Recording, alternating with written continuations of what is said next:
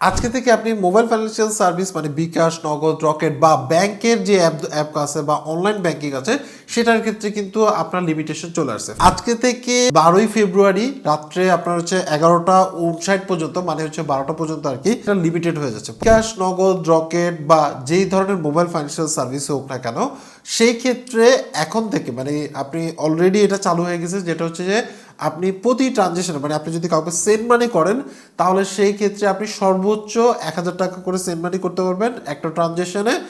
আর আপনি সর্বোচ্চ একদিনে সেন্ড মানি করতে পারবেন হচ্ছে 10 বার, যেটা হচ্ছে সর্বোচ্চ 10,000 টাকা পর্যন্ত। সেটা বিকাশ হোক, নগদ হোক, রকেট হোক, যেটাই হোক না কেন, আপনার প্রতি ট্রানজেকশনে সর্বোচ্চ 1000 টাকা এবং 10 বার আপনি ট্রানজেকশন করতে পারবেন সর্বোচ্চ 10,000 টাকা পর্যন্ত। এবারে সে হচ্ছিল ক্যাশ ইন ক্যাশ আউট করা যাবে কিনা। না, ক্যাশ ইন ক্যাশ আউট আপনি করতে পারবেন না। যে কোনো মোবাইল মানে ব্যাংকিং এর ক্ষেত্রে বা মোবাইল ফাইন্যান্সিয়াল সার্ভিসের ক্ষেত্রে আপনি আসলে ক্যাশ ইন ক্যাশ আউট দুইটাই বন্ধ থাকবে 12 তারিখ রাত 12টা পর্যন্ত। 12 তারিখের পরে 13 তারিখ যখন স্টার্ট হয়ে যাবে তারপর থেকে আপনি আসলে মানে স্বাভাবিক যে লেনদেনগুলো আছে সেটা করতে পারবেন। ব্যাংকের ক্ষেত্রে আপনি সেলফিন ইউজ করেন বা আপনার হচ্ছে হলো নেক্সাস পে ইউজ করেন বা যে কোনো অনলাইন ব্যাংকিং এর মাধ্যমে যদি আপনি আসলে টাকা ট্রান্সফার করতে চান তাহলে সেই ক্ষেত্রে এখন আর টাকা ট্রান্সফার করতে পারবেন না। এটা সম্পূর্ণভাবে বন্ধ আছে, যেটা আপনার 12 তারিখ রাত্রে 12টা পর্যন্ত বন্ধ থাকবে আর কি।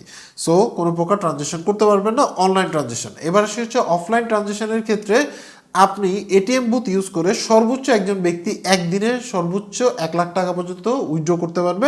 এখন আপনার কার্ডের লিমিট কতটুকু, ধরেন অনেক কার্ডের লিমিট আছে হচ্ছে মনে করেন 50,000 টাকা, তাহলে হয়তো আপনি সর্বোচ্চ 50,000 টাকা তুলতে পারবেন। বাট কার্ডের লিমিট যদি আপনার 1 লাখ টাকা থেকে থাকে তাহলে সেক্ষেত্রে সর্বোচ্চ আপনি 1 লাখ টাকা তুলতে পারবেন। বাট কার্ডের লিমিট ধরেন হচ্ছিল 3 লাখ টাকা, কিন্তু তারপরে আপনি কিন্তু সর্বোচ্চ একদিনে একজন ব্যক্তি নিজের পার্সোনাল অ্যাকাউন্টে মানে 1 লাখ টাকা পর্যন্ত সর্বোচ্চ তুলতে পারবে।